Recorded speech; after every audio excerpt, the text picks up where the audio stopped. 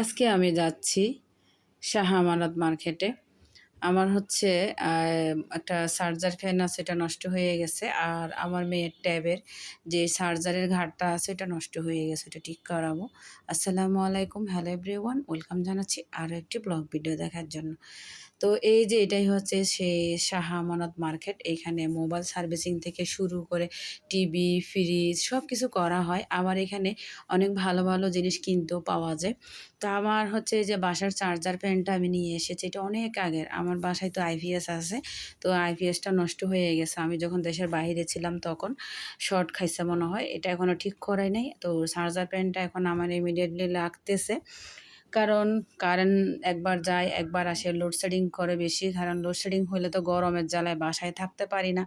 তো charger fan ঠিক করার জন্য এই যে চলে আসলাম এই দোকানটাতে ঠিক করাবো। এখানে আমার মেয়ের ট্যাপটাও নিয়ে এসেছি।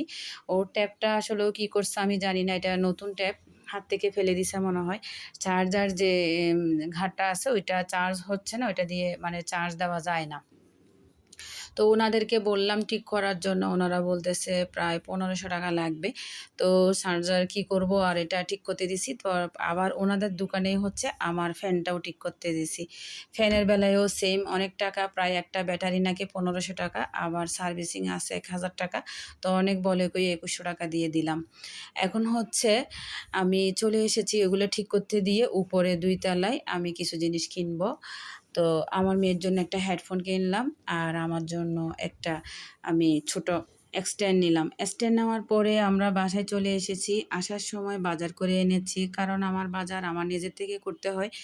তো এদিকে হচ্ছে সবজি বাজার এনেছি বেশি করে, যাতে 1 সপ্তাহ 2 সপ্তাহ বাসা থেকে বের হইতে না হয়। কারণ সময় পাই না আসলে, বাচ্চার স্কুল আছে, তারপরে এখন ডাক্তারের কাছে দৌড়াদৌড়ি, আবার আগামীকালকেও যাইতে হবে ওকে নিয়ে ডাক্তারের কাছে। সময় পাই না, সেজন্য একসাথে অনেকগুলো বাজার করে নিয়ে এসেছি।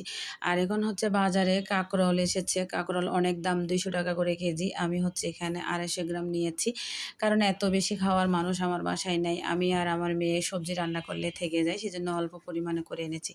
আর এখানে হচ্ছে পেঁয়াজ, এখন পেঁয়াজ রসুন একটু দাম কম, বেশি করে নিয়ে এসেছি।